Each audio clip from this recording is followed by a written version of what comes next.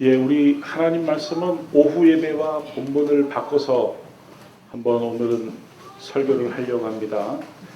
제가 우리 성도님들이 오후 예배 말씀이 훨씬 은혜롭다고 그래서 제가 바꿔봤으니까 두 가지예요. 하나는 맞는지 안 맞는지 여러분들이 검증하시고, 두 번째는 오후 예배에도 오시면 좋습니다. 마태복음 9장 9절에서 17절 말씀, 신약성경 13페이지입니다. 우리 한 절씩 서로 읽도록 하겠습니다. 예수께서 그곳을 떠나 지나가시다가 마태라는 사람이 세관에 앉아 있는 것을 보시고 이르시되 나를 따르라 하시니 일어나 따르니라.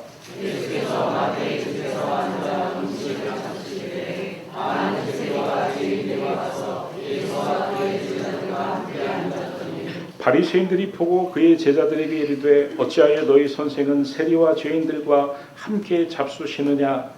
예수께서 들으시고 이르시되 건강한 자에게는 의사가 쓰려고 병든 자에게 의사가 쓰려니와 너희는 가서 내가 긍휼을 원하고 제사를 원하지 아니하노라 하신 뜻이 무엇인지 배우라.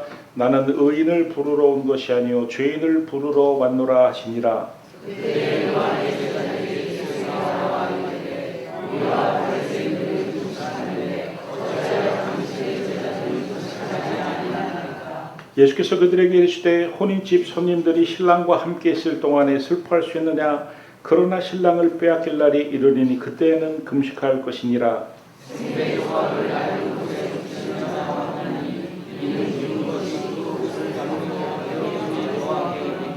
같이 읽겠습니다. 새 포도주를 낡은 가죽부대에 넣지 아니하나니 그렇게 하면 부대가 터져 포도주도 쏟아지고 부대도 버리게 되니라. 새 포도주는 새 부대에 넣어야 둘이 다 보존되느니라. 아멘. 할렐루야. 아멘. 제가 질문을 한번 드려보겠습니다. 김상숙 권사님 참 칠칠하시네요. 기분이 좋습니까? 안 좋습니까? 기분이 별로 안 좋죠? 칠칠하다는 뜻이 혹시 뭔 뜻인지 권사님 알고 계세요? 나이에 비해서 칠칠하다는 뜻은 성숙하고 점잖다라는 뜻입니다.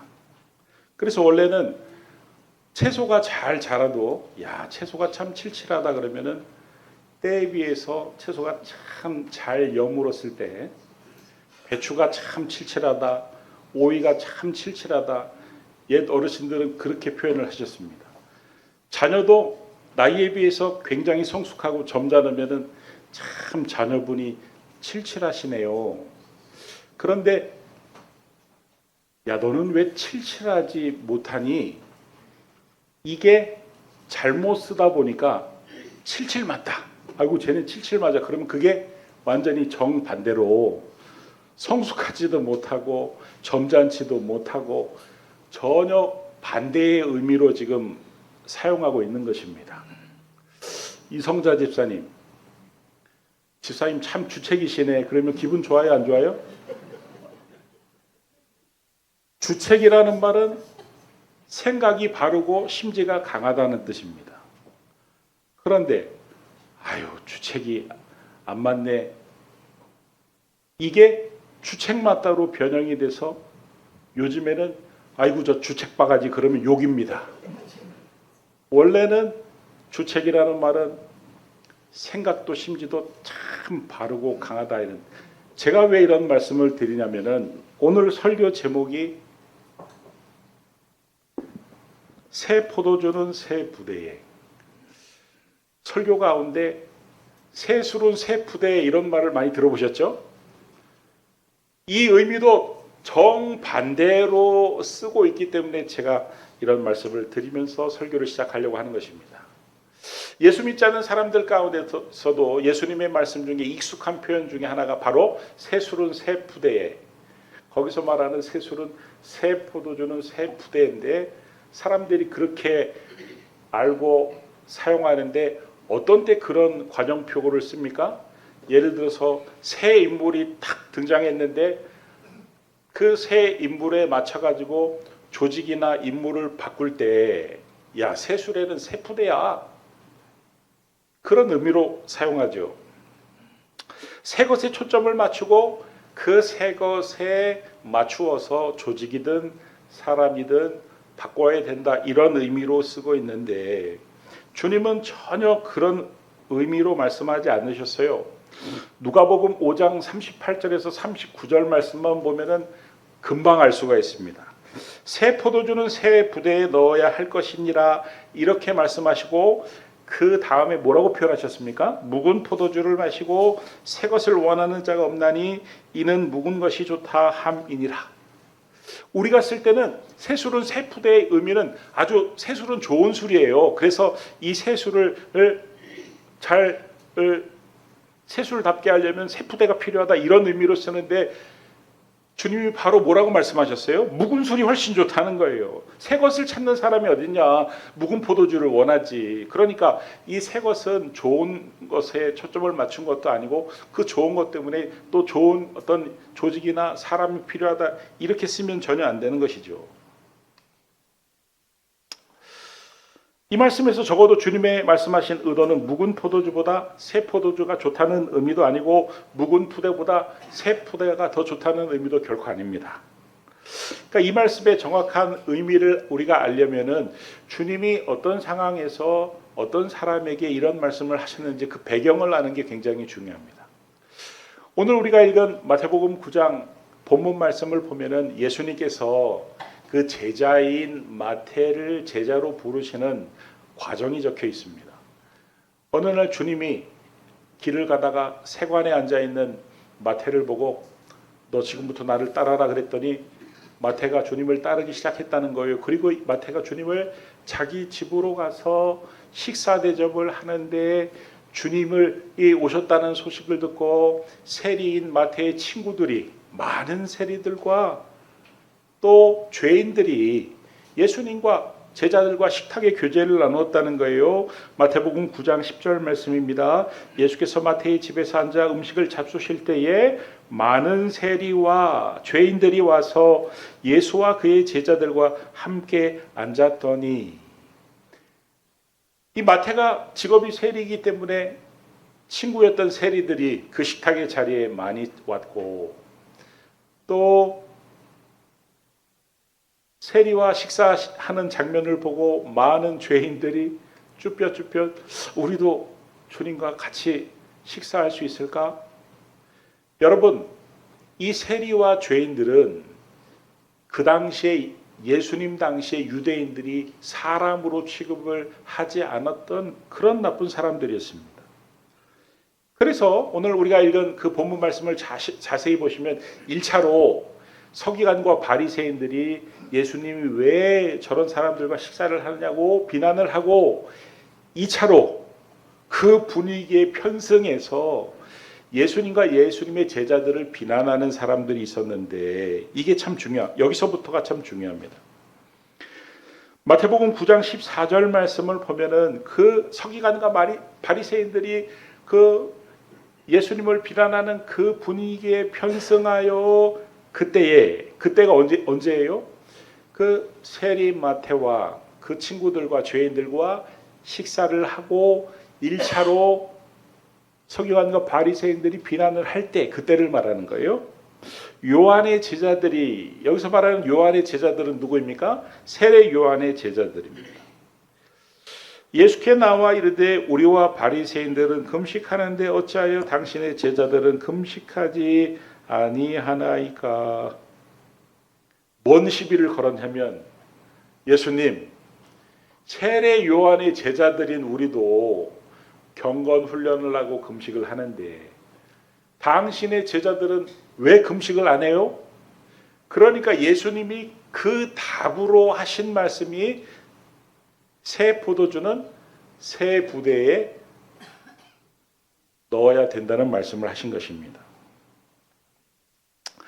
우리가 지금까지 쭉 예수님 당신을 따라다니면서 봤지만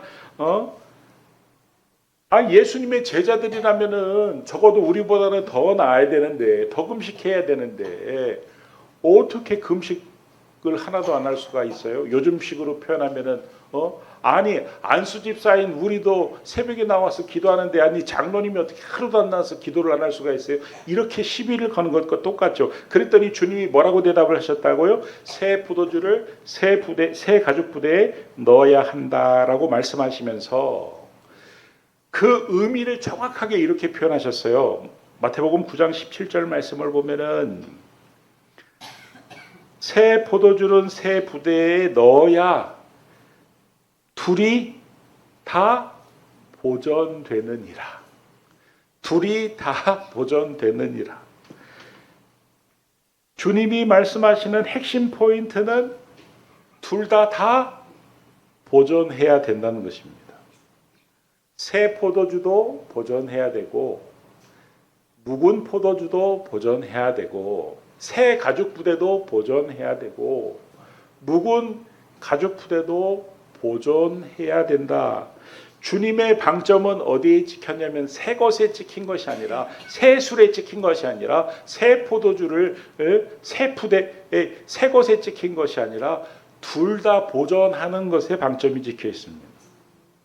여러분 새 포도주를 낡은 가죽 부대에 넣으면 발효가 돼서 낡은 부대가 그 힘을 이기지 못하고 터져서 부대도 못 쓰게 되고 포도주도 쏟아져 버려서 둘 다 못 쓰게 되죠.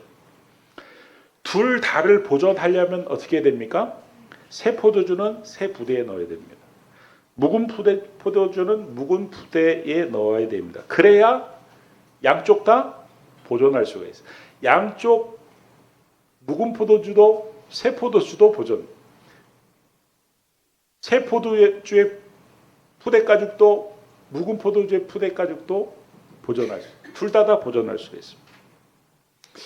여러분 예수님이 여기서 참 재미있게 표현하신 비유 중에 하나가 뭐냐면 주님은 우리의 신앙이 성숙해져 가는 과정을 포도주가 무르익는 것으로 비유를 하셨습니다.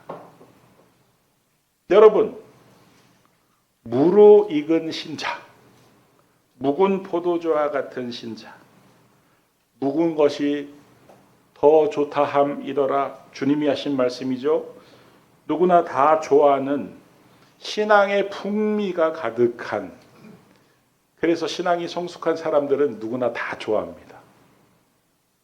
그런데 아직 신앙이 무르익지 못한 신자, 새 포도주와 같은 신자, 겉의 모습은 포도주지만 포도주의 맛을 제대로 내지 못해서 깊은 맛을 내지 못해서 신앙의 풍미가 한참 떨어지는, 그래서 어떤 경우에는 환영받지 못하는 그런 신자를 뜻합니다. 자, 그러면은 제가 한번 질문을 드려볼게요. 이 자리에 지금 세례 요한의 제자들도 있고 지금 많은 세리와 죄인들도 같이 있는데 그 묵은 포도주는 누구를 지금 주님이 비유하신 거예요? 세례 요한의 제자들, 금식할 정도의 성숙한 신앙을 가진 세례 요한의 제자들을 주님이 그렇게 묵은 포도주로 비유하신 것입니다. 그래, 너희 정도면은 신앙의 풍미가 참 대단하고 신앙이 성숙하고 그래서 사람들이 참 좋아하는 묵은 포도주들이지. 그런데 여러분, 이 지금 주님과 식탁의 교제를 나누고 있는 많은 세리들과 죄인들은 주님과 평소에 교제가 깊었던 사이일까요? 아니면은 거의 처음 만나는 사이일까요? 거의 처음 지금 세리마태도 세관을 지나가다가 처음 만났고 그 집에 가서 친구들이 왔는데 그 친구들도 처음 만났고 그 친구들과 식사를 하는데 죄인들이 옆에 있다가 야, 우리도 한번 가볼까? 다 주님을 처음 만난, 포도주로 따지면은 묵은 포도주예요? 새 포도주예요? 새 포도주. 여러분, 교회 안에서도 묵은 포도주와 같은 신자가 있고 새 포도주와 같은 신자가 있습니다.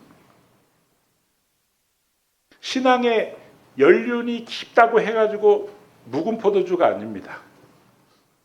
그야말로 신앙이 무르익은 성숙한 그런 묵은 포도주와 같은 성도들이 있는 반면에 생초보, 교회 처음 온 사람들, 예수 옛자도 모르다가 처음 예수 믿는 사람들, 이런 사람도 새 포도주죠. 교회는 오래 다녔지만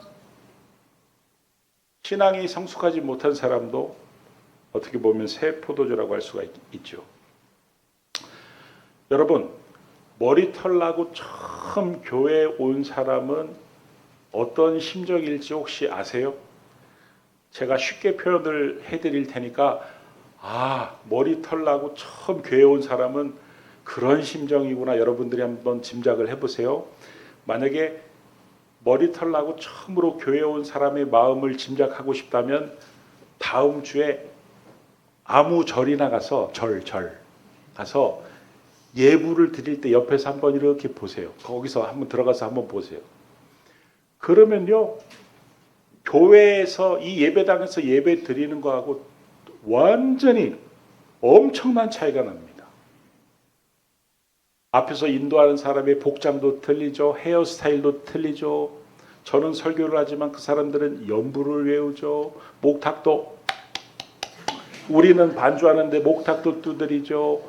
냄새도 틀립니다. 향을 피워가지고 향 냄새가 진동을 하죠. 앞에 우리는 심플한데 거기는 막 빨간색, 파란색, 노란색 하고 거기에 또 이것도 있죠. 문화적인 충격이요. 엄청납니다. 그러니까 머리털 나고 처음 교회 온 사람은 문화적인 충격이 그렇게 대단한 거예요. 그런데 그런 사람들에게 뭔가를 기대한다? 있을 수 없는 일이다 이런 말씀이에요. 실제로 일어났던 실화인데 어떤 교회에 한 달 동안 세 가족이 집중적으로 많이 온 그런 교회가 있었습니다. 그런데 신앙이 좋은 여집사님 한 분이 어느 날부터 슬그머니 교회를 안 나오더니 교회를 완전히 떠나버리고 말았습니다. 뭐 때문에 시험이 들었는지 모르지만 시험이 든 거는 확실한데 아무리 시험이 왜 들었는지 알려고 해도 알지 못한 채로 교회를 떠났습니다. 그런데 그 집사님하고 평소에 이렇게 교류를 하던 집사님이 몇 번 전화를 하다가 드디어 왜 이 집사님이 떠났는지 그 이유를 알았는데 그 이유가 뭐냐면 담임 목사님 때문에 떠났다는 거예요. 사건의 발단은 몇몇의 새 신자가 들어온 데 있었습니다. 그들은 예수의 옛자도 모르는 생초보 신자였습니다. 그러다 보니까 당연히 하는 그들의 말, 그들의 행동, 그들의 복장 이런 것들이 이 여집사님이 생각하는 신자의 이미지와는 완전히 거리가 멀었습니다. 복장도 세속적이고 말도 욕과 섞어서 막 하는데 쌍스럽고 아주 눈에 거슬렀지만 꾹꾹 참고 있었는데 문제는 그 새신자들을 분명히 담임 목사님이 봐놓고도 그 새신자들이 하는 얘기를 담임 목사님이 들었으면서도 아무 제재를 안 하니까 화가 난 거예요. 불똥이 목사님에게로 튄 겁니다. 여러분, 한국교회에 이런 일이 비일비재합니다. 개구리 올챙이적 시절 모른다고 우리도 대부분이 처음에 교회에 왔을 때 그래 놓고서 초신자가 교회에 오면은 바로 다메섹 두상의 바울처럼 거꾸로져 가지고 즉시로 성스러운 사람으로 변화가 되어야 된다고 생각합니다. 적어도 교회 문화나 질서에 바로 순응을 해야 된다고 생각을 합니다. 적응을 하기를 기다려주기보다는 강제로 적응을 시키려고 하고 튀면 가차없고 용납 못하고 망치질을 합니다. 여러분 생각해 보십시오. 평생 술, 담배 하던 사람이 교회 갑자기 나왔다고 끊을 수 있습니까? 그런데 집사님 점심에 봤어? 아니 지난번에 온 새 신자가 점심에 밥을 먹고 그 주차장 입구에서 담배 피우고 있더라니까 마치 간첩을 발견한 것처럼 수군거립니다. 평생 입에 욕을 달고 다니던 사람들이 셀 모임을 하다가 욕이 툭 튀어나오는 것을 막을 수가 없습니다. 평생 딱 달라붙은 옷을 입고 다니는 사람이 교회에 왔는데 어느 날 펑퍼짐한 옷을 입고 올 수가 없습니다. 갑자기 교회에 첫 발을 내디뎠다고 해가지고 달라지는 게 아닙니다. 변화가 되는 데는 긴 시간이 필요한 것입니다. 옛날에 어떤 성도님은 모자를 쓰고 예배를 드리시는데 그분이 왜 모자를 쓰시는지 다 이유가 있는데 주변에서 계속 모자 벗어, 건방지 모자 벗어. 여러분, 변화가 되는데 누구나 다 긴 시간이 필요합니다. 성숙한 성도는 그런 그들을 용납하고 그들이 성숙해지도록 기다려주는 큰 그릇이 되어야 되는데 바로 주님이 새 가죽 부대가 되어주라는 말이 이런 말이에요. 지금 주님이 세례 요한의 제자들에게 하시는 말씀이 그런 의미입니다. 그래 얘들아, 너희들이 무슨 의미로 내 제자들에게 금식을 하라고 하는지 나도 그 의미를 잘 알아. 나도 금식이 중요하다는 것을 알고 금식이 필요하다는 것을 알아. 그래서 내가 공생애를 시작할 때 40일 동안 금식을 한 거야. 우리 제자들에게도 금식이 필요한 것을 잘 알아. 그런데 얘들아, 지금 나와 함께하고 있는 이 많은 세리들과 죄인들은 금식의 금자도 모르는 생초보 신자들이야. 이들하고 교제하고 마음을 열기 위해서는 식탁의 교제가 필요해. 만약에 내가 금식해 그러면 이 사람들의 마음이 다칠 거야. 그래서 나는 금식이 필요하고 금식의 중요성을 잘 알지만 이들에게는 지금 금식보다 즐거운 식탁의 교제가 필요하기 때문에 내가 교제를 나누는 거야. 이 사람들이 이렇게 나와 교제를 하다 보면 이 사람들도 언젠가는 달라질 거야. 언젠가의 시점이 되면은 이 사람들도 너희처럼 신앙이 성숙해서 금식이 왜 필요한지, 왜 중요한지를 알고 하지 말라고 해도 금식을 하는 날이 올 거야. 이 사람들이 너희들처럼 묵은 포도주가 될 때까지, 누구나 좋아하고 환영하는 성숙한 그런 신앙인이 될 때까지 너희가 이들을 품고 기다려 줄 수 있는 새 가죽 부대가 되어주면 안 되겠니? 그러면서 예수님이 이렇게 말씀하신 거죠. 나에게는 신앙이 성숙한 너희도 소중하고 아무것도 모르는 이 생초보인 이들도 다 소중해. 내가 원하는 것은 둘 다 보존되는 거야.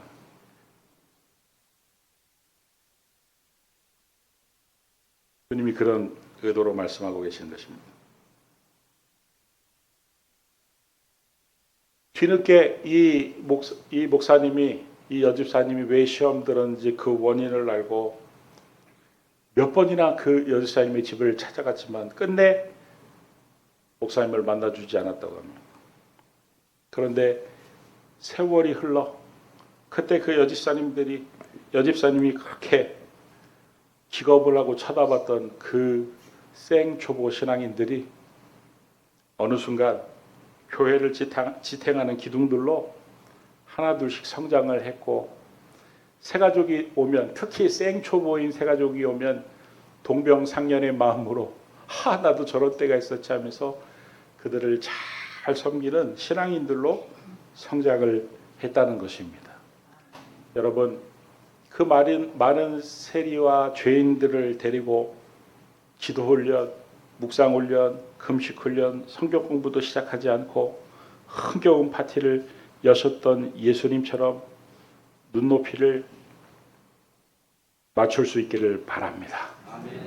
여러분, 사도행전 13장 1절에 보면은 초대교회인 안디옥 교회의 교인들이 나오는데 그들의 출신 성분과 그들의 직업과 그들의 학력 수준을 우리가 이해할 수 있습니다. 안디옥 교회의 선지자들과 교사들이 있으니 곧 바나바와 니게르라 하는 시므온과, 이 니게르라는 말은 사실은 나초부르는 말이죠. 니그로, 우리가 흑인들을 니그로 이렇게 표현하는데 흑인들에게 니그로 그러면 되게 화납니다. 그러니까 하면 안 돼요. 이 깜댕아 뭐 이런 뜻이잖아요. 그죠? 그러니까 신분이 종이자 그야말로 니그로라고 불렸던 시므온과 구레네 사람 루기오와 분봉왕 헤롯의 젖동생은 누구예요? 왕족이죠. 왕족입니다. 분봉왕 헤롯의 젖동생 마나엔과 및 사울이라. 그러니까 안디옥 교회에는 이방인도 있었고 유대인도 있었고 왕족도 있었고 종도 있었고 바울처럼 박사학위를 가진 사람도 있었고 니게르라 하는 시므온처럼 초등학교도 들어가지 못한 사람도 있었습니다. 이렇게 묵은 포도주와 새 포도주가 공존하는 교회였습니다. 그런데 묵은 포도주가 새 포도주가 무르익을 때까지 기다려주는 새 가죽 부대가 되어 주었습니다. 여러분, 교회를 지어야 되는데 기둥밖에 없다. 교회를 어떻게 지어요? 교회를 지어야 되는데 문밖에 없다. 어떻게 교회를 지어요? 교회를 지어야 돼 유리밖에 없다. 창밖에 없다. 어떻게 교회를 지어요? 여러분, 교회를 짓는 데는 모든 재료가 다 필요한 것입니다. 교회 안에서 모든 사람이 그래서 다 필요하고 다 중요한 것입니다. 어떤 사람이 컴퓨터로 사람을 딱 만들었는데 이 컴퓨터로 만든 사람이 뭘 시켜도 제대로 못하고 뭘 만들어도 제대로 만들지 못해가지고 그 원인을 딱 분석을 해보니까 이 손가락을 똑같은 모양으로 똑같은 크기로 만들었기 때문이라고 결론을 내렸습니다. 여러분, 크기도 모양도 다 다르게 했더니 그 다음부터는 만드는 것도 잘하고 하는 것도 시원찮아지고 아무튼 좋아졌다는 거예요. 그것이 정상입니다. 여러분, 우리가 신앙생활을 하다 보면은 어떤 분은 신앙의 연조가 짧은데도 참 믿음이 성숙한 분도 있고, 어떤 분은 신앙의 연조가 깊은데도 성숙하지 못한 새 포도주와 같은 분도 있고, 어떤 분은 직분이 낮은데도 참 묵은 포도주처럼 정말 신앙의 풍미가 대단한 사람도 있는데, 어떤 분은 신앙의 직분이 높은데도 불구하고 여전히 생초보 신자와 같이 새 포도주와 같은 그런 분들도 있습니다. 그때의 세례 요한의 제자처럼 목사님을 찾아와, 목사님, 아니 권사가 안수 집사가 절해도 되는 겁니까? 묻지도 따지도 마시고, 주님이 원하시는 것은 새 포도주는 새 가죽 부대. 그가 새 포도주로 생각이 되거든 네가 새 가죽 부대가 되어주라는 거예요. 왜 새 포도주입니까? 여러분, 묻지도 따지지도 말고 주님이 원하시는 것은요, 내가 새 가죽 부대가 되어주는 거예요. 신앙뿐만 아니라 인격이 새 포도주와 같은 분들도 있습니다. 그러면요, 묻지도 말고 따지지도 말고 그가 묵은 포도주로 신앙이 성장해 갈 수 있도록, 인격이 다듬어져 갈 수 있도록 새 가죽 부대가 되어주라는 그런 의미입니다. 우리 기쁨의 교회는 주님이 아무리 새 포도주를 보내주면 뭐해? 새 포도주를 품어주는 새 가죽 부대가 없는데, 우리 기쁨의 교회 성도님들은 그 어떤 새 포도주를 보내올지라도 새 가죽 부대가 되어 잘 품어주므로, 그렇다고 새 신자가 갑자기 교회의 질서를 깨트리고 막 이상한 행동하고 그런 거는 안 됩니다. 절대 그러면 안 돼요. 교회의 질서를 따르고 지키고 그래야지.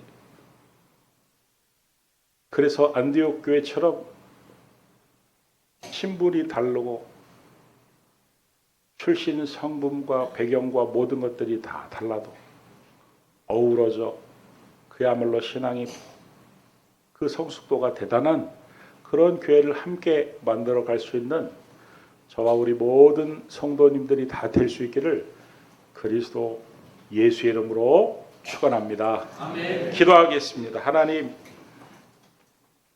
우리 기쁨의 교회는 그 어떤 새 포도주가 올지라도 그가 신앙이 성숙할 때까지, 인격이 성숙할 때까지 품어줄 수 있는 새 가족 부대가 되어주는 그런 교회와 성도가 되게 하여 주옵소서.